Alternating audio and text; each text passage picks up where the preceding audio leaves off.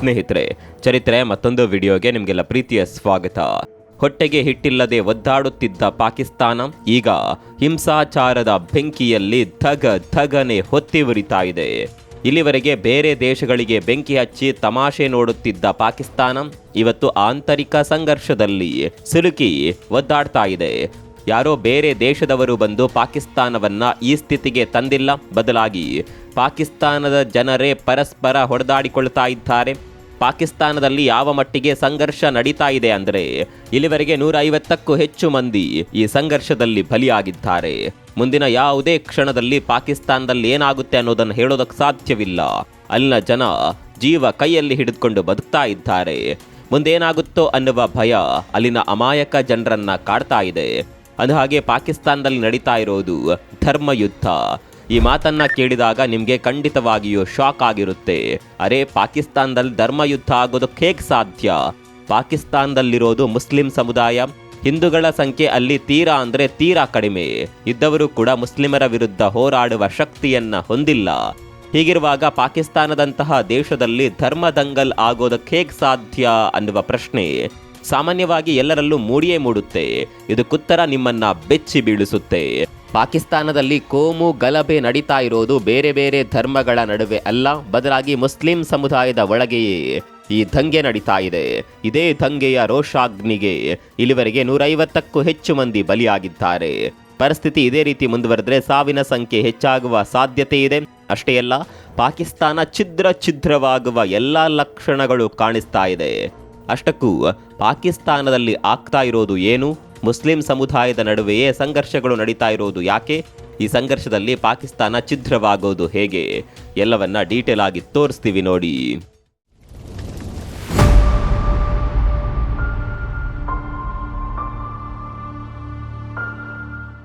ಭಾರತದಲ್ಲಿ ಕೋಮು ಗಲಭೆ ಅನ್ನೋದು ಕಾಮನ್. ಕಾರಣ ನಮ್ಮದು ಜಾತ್ಯತೀತ ದೇಶ.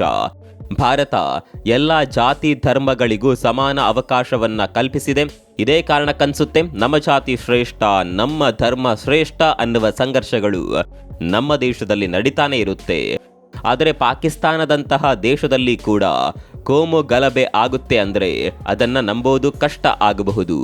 ನಾವು ಆರಂಭದಲ್ಲೇ ಹೇಳಿದಂತೆ ಪಾಕಿಸ್ತಾನದಲ್ಲಿ ಇರೋದು ಒಂದೇ ಧರ್ಮ ಇದೆ ಅಂದಮೇಲೆ ಅಲ್ಲಿ ಕೋಮು ಗಲಭೆಗಳು ಆಗೋದಕ್ಕೆ ಯಾವುದೇ ಸಾಧ್ಯತೆಗಳು ಇಲ್ಲ ಅಂತ ನಿಮಗೂ ಕೂಡ ಅನಿಸಿರಬಹುದು.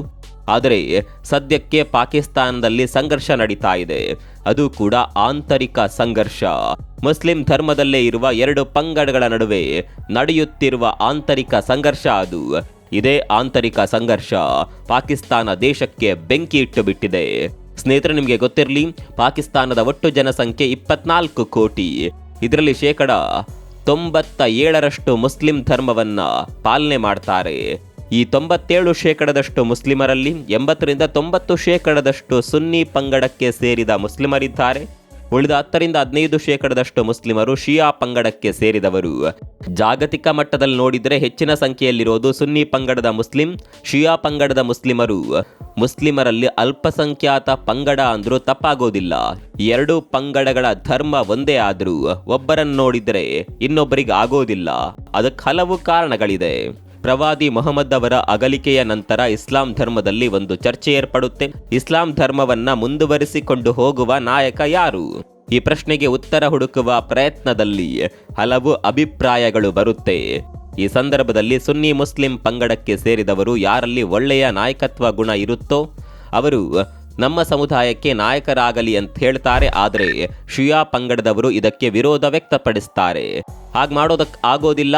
ಯಾರು ಪ್ರವಾದಿ ಮೊಹಮ್ಮದರ ಕುಟುಂಬಸ್ಥರಾಗಿರ್ತಾರೋ ಅವ್ರಿಗೆ ಮಾತ್ರ ನಾಯಕತ್ವದ ಅಧಿಕಾರ ಸಿಗಬೇಕು ಅಂತ ಶಿಯಾ ಪಂಗಡದವರು ವಾದ ಮಾಡ್ತಾರೆ. ಈಗಲೂ ಕೂಡ ಈ ಪಂಗಡಗಳ ನಡುವೆ ಇರುವ ಭಿನ್ನಾಭಿಪ್ರಾಯ ಇದೆ. ಈ ಭಿನ್ನಾಭಿಪ್ರಾಯ ಹಿಂದಿನಿಂದಲೂ ಕೂಡ 2 ಪಂಗಡಗಳ ನಡುವೆ ಸಂಘರ್ಷಕ್ಕೆ ಕಾರಣವಾಗಿದೆ. ಇರಾಕ್ ದೇಶದಲ್ಲಿ ಈ 2 ಪಂಗಡಗಳ ನಡುವಿನ ಸಂಘರ್ಷ ಆಗಾಗ ದೊಡ್ಡ ಮಟ್ಟದಲ್ಲೇ ಆಗುತ್ತೆ. ಪಾಕಿಸ್ತಾನದಲ್ಲಿ ಕೂಡ ಈ 2 ಪಂಗಡದ ನಡುವೆ ಆಗಾಗ ಕಚ್ಚಾಟಗಳು ಆಗುತ್ತಲೇ ಇರುತ್ತೆ. ಆದರೆ ಈ ಕಚ್ಚಾಟ ಇಲ್ಲಿವರೆಗೆ ಕಡಿಮೆ ಮಟ್ಟದಲ್ಲಿತ್ತು. ಶಿಯಾ ಪಂಗಡದ ಜನ ಕಡಿಮೆ ಸಂಖ್ಯೆಯಲ್ಲಿರೋದ್ರಿಂದ ಅವರ ಮೇಲೆ ದೌರ್ಜನ್ಯಗಳು ನಡೀತಾನೆ ಇರುತ್ತೆ. 2007ರವರೆಗೆ 4000ಕ್ಕೂ ಹೆಚ್ಚು ಶಿಯಾ ಮುಸ್ಲಿಮರು ದೌರ್ಜನ್ಯಕ್ಕೆ ಬಲಿಯಾಗಿದ್ರು. 2008ರಿಂದ 2014ರ ನಡುವಿನಲ್ಲಿ ಕೂಡ ಸಂಘರ್ಷ ಮತ್ತಷ್ಟು ಮುಂದುವರಿಯುತ್ತೆ. ಈ ಅವಧಿಯಲ್ಲೂ ಕೂಡ ಶಿಯಾ ಪಂಗಡದ ಸಾವಿರಾರು ಜನ ಬಲಿಯಾಗಿದ್ರು. ಸ್ನೇಹಿತರೆ, ನಿಮ್ಗೆ ಗೊತ್ತಿರಲಿ, ಇರಾನ್ ದೇಶದಲ್ಲಿ ಶಿಯಾ ಮುಸ್ಲಿಮರ ಸಂಖ್ಯೆ ಹೆಚ್ಚಿದೆ. ಅಲ್ಲಿನ ಜನಸಂಖ್ಯೆಯ 90% ಜನ ಶಿಯಾ ಪಂಗಡಕ್ಕೆ ಸೇರಿದವರು. ಪಾಕಿಸ್ತಾನದಲ್ಲಿ ಶಿಯಾ ಪಂಗಡದ ಮೇಲೆ ಯಾವಾಗ ದಾಳಿ ಆದರೂ ಕೂಡ ಇರಾನ್ನ ಜನ ಅದನ್ನ ವಿರೋಧ ಮಾಡ್ತಾರೆ. ಈಗಲೂ ಕೂಡ ಶಿಯಾ ಪಂಗಡದ ಮೇಲೆ ಆಗುತ್ತಿರುವ ದಾಳಿಯನ್ನ ಇರಾನ್ ಸರ್ಕಾರ ಬಹಿರಂಗವಾಗಿಯೇ ಖಂಡಿಸಿದೆ. ಆದರೆ ಪಾಕಿಸ್ತಾನ ಈ ವಿಚಾರದಲ್ಲಿ ಯಾವತ್ತೂ ಕೂಡ ತಲೆ ಕೆಡಿಸಿಕೊಳ್ಳೋದಿಲ್ಲ. ಶಿಯಾ ರಕ್ಷಣೆಯಲ್ಲಿ ಪಾಕಿಸ್ತಾನ ಸರ್ಕಾರ ಯಾವತ್ತೂ ಕೂಡ ಸೀರಿಯಸ್ ಆಗಿ ಇನ್ವಾಲ್ವ್ ಆಗೋದಿಲ್ಲ.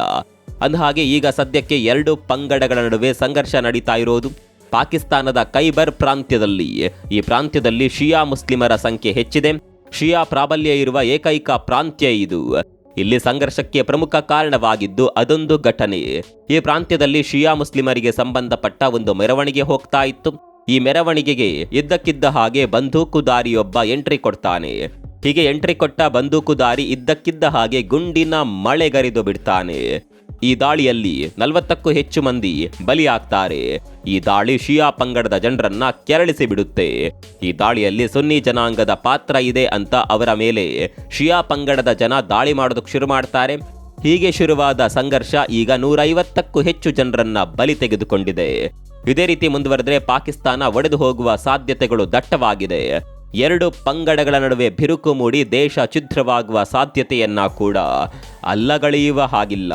ಒಂದು ಕಡೆಯಲ್ಲಿ ಈ ಸಂಘರ್ಷ ನಡೀತಾ ಇದ್ರೆ ಮತ್ತೊಂದು ಕಡೆಯಲ್ಲಿ ಪಾಕಿಸ್ತಾನದ ಮಾಜಿ ಪ್ರಧಾನಿ ಇಮ್ರಾನ್ ಖಾನ್ ಬೆಂಬಲಿಗರು ಸಿಡಿದೆದ್ದಿದ್ದಾರೆ.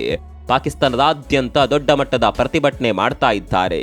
ದೇಶದ ಬೇರೆ ಬೇರೆ ಕಡೆಯಲ್ಲಿ ಪ್ರತಿಭಟನೆ ಮಾಡ್ತಾ ಇದ್ದ ಇಮ್ರಾನ್ ಖಾನ್ ಬೆಂಬಲಿಗರು ಈಗ ರಾಜಧಾನಿಗೆ ಎಂಟ್ರಿ ಕೊಟ್ಟಿದ್ದಾರೆ. ರಾಜಧಾನಿ ಇಸ್ಲಾಮಾಬಾದ್ಗೆ ಪ್ರತಿಭಟನಾಕಾರರು ಎಂಟ್ರಿ ಕೊಡ್ತಾ ಇದ್ದಂತೆ ಪ್ರತಿಭಟನೆ ಹಿಂಸಾಚಾರಕ್ಕೆ ತಿರುಗಿದೆ. ಪೊಲೀಸರು, ಸೇನೆ ಮತ್ತು ಪ್ರತಿಭಟನಾಕಾರರ ನಡುವೆ ಘರ್ಷಣೆ ನಡೆದಿದೆ. ಈ ಘರ್ಷಣೆಯಲ್ಲಿ ಕನಿಷ್ಠ ಒಬ್ಬ ಪೊಲೀಸ್ ಅಧಿಕಾರಿ, 4 ಭದ್ರತಾ ಸಿಬ್ಬಂದಿ ಮೃತಪಟ್ಟಿದ್ದು 70ಕ್ಕೂ ಹೆಚ್ಚು ಪೊಲೀಸರು ಗಾಯಗೊಂಡಿದ್ದಾರೆ ಅನ್ನುವ ಮಾತುಗಳು ಕೇಳಿಬರ್ತಾ ಇದೆ. ಇಂಟ್ರೆಸ್ಟಿಂಗ್ ಸಂಗತಿ ಅಂದರೆ ಪ್ರತಿಭಟನಾಕಾರರು ಪೊಲೀಸರನ್ನೇ ಒತ್ತೆಯಾಳುಗಳಾಗಿ ಇಟ್ಕೊಂಡಿದ್ದಾರೆ. ಮತ್ತೊಂದು ಕಡೆಯಲ್ಲಿ ಪಂಜಾಬ್ ಮತ್ತು ಇಸ್ಲಾಮಾಬಾದ್ನಲ್ಲಿ ಪೊಲೀಸರು 3500ಕ್ಕೂ ಹೆಚ್ಚು ಇಮ್ರಾನ್ ಖಾನ್ ಪಕ್ಷದ ಮುಖಂಡರು ಮತ್ತು ಕಾರ್ಯಕರ್ತರನ್ನ ಬಂಧಿಸಿದ್ದಾರೆ ಅನ್ನುವ ಮಾಹಿತಿ ಕೂಡ ಇದೆ. ಹೀಗೆ ಪ್ರತಿಭಟನೆ ಹಿಂಸಾರೂಪಕ್ಕೆ ತಿರುಗುತ್ತಿದ್ದಂತೆ ಕಂಡಲ್ಲಿ ಗುಂಡು ಅನ್ನುವ ಆದೇಶವನ್ನ ಹೊರಡಿಸಲಾಗಿದೆ. ಇದು ಪ್ರತಿಭಟನಾಕಾರರನ್ನ ಮತ್ತಷ್ಟು ರೊಚ್ಚಿಗೇಳುವಂತೆ ಮಾಡಿದೆ. ಇಮ್ರಾನ್ ಬೆಂಬಲಿಗರ ಈ ಆಕ್ರೋಶಕ್ಕೆ ಕಾರಣ ತನ್ನ ನಾಯಕನಿಗೆ ವಿಧಿಸಿರುವ ಶಿಕ್ಷೆ. ಸ್ನೇಹಿತರೆ, ನಿಮಗೆಲ್ಲ ಗೊತ್ತಿರುವ ಹಾಗೆ ಪಾಕಿಸ್ತಾನದ ಮಾಜಿ ಪ್ರಧಾನಿ ಇಮ್ರಾನ್ ಖಾನ್ ಈಗ ಜೈಲಿನಲ್ಲಿದ್ದಾರೆ. ಜೈಲಿನಲ್ಲಿರುವ ಇಮ್ರಾನ್ ಖಾನ್ ತಮ್ಮ ಬೆಂಬಲಿಗರಿಗೆ ಆಗುತ್ತಿರುವ ಅನ್ಯಾಯದ ವಿರುದ್ಧ ಧ್ವನಿ ಎತ್ತುವಂತೆ ಹೇಳಿದ್ದಾರೆ. ಅದರ ಪರಿಣಾಮವೇ ಈ ಹೋರಾಟ. ಅಂದಹಾಗೆ ಇಮ್ರಾನ್ ಖಾನ್ ಮೇಲೆ ಹಲವು ಕೇಸ್ಗಳನ್ನ ಜಡಿದು ಜೈಲಿಗೆ ಹಾಕಲಾಗಿದೆ. ಇದರ ಹಿಂದೆ ರಾಜಕೀಯ ಕಾರಣಗಳಿದೆ ಅನ್ನುವ ಆರೋಪಗಳು ಕೂಡ ಇದೆ. ಇನ್ನು ಕೆಲವು ಪ್ರಕರಣಗಳಲ್ಲಿ ನ್ಯಾಯಾಲಯಗಳು ಜಾಮೀನು ನೀಡಿದ್ರು ಅಥವಾ ಶಿಕ್ಷೆಯನ್ನ ಅಮಾನತುಗೊಳಿಸಿದ್ರೂ ಕೂಡ ಅವರು ಬಂಧನದಲ್ಲಿಯೇ ಇದ್ದಾರೆ. ಭ್ರಷ್ಟಾಚಾರದಿಂದ ಹಿಂಸಾಚಾರಕ್ಕೆ ಪ್ರಚೋದನೆ ಮತ್ತು ಅಧಿಕಾರದ ದುರುಪಯೋಗದವರೆಗೆ ಅವರು ಪ್ರಧಾನಿಯಾಗಿದ್ದ ಸಮಯಕ್ಕೆ ಸಂಬಂಧಿಸಿದ 150ಕ್ಕೂ ಹೆಚ್ಚು ಪ್ರಕರಣಗಳನ್ನ ಎದುರಿಸುತ್ತಿದ್ದಾರೆ. ಕೆಲವೊಂದು ಪ್ರಕರಣದಲ್ಲಿ ಜಾಮೀನು ಸಿಕ್ಕಿದ್ರೂ ಕೂಡ ಇಲ್ಲಿವರೆಗೆ ಅವರನ್ನ ಬಿಡುಗಡೆ ಮಾಡಿಲ್ಲ. ಇದರ ಹಿಂದೆ ರಾಜಕೀಯ ಇದೆ ಅನ್ನೋದು ಇಮ್ರಾನ್ ಖಾನ್ ಆರೋಪ. ಹೀಗಾಗಿ ತಮ್ಮ ಬೆಂಬಲಿಗರಿಗೆ ಇದರ ವಿರುದ್ಧ ಪ್ರತಿಭಟನೆ ಮಾಡುವಂತೆ ಕರೆ ನೀಡಿದ್ದಾರೆ. ಇದೇ ಪ್ರತಿಭಟನೆ ಈಗ ಹಿಂಸಾರೂಪ ಪಡೆದಿರೋದು.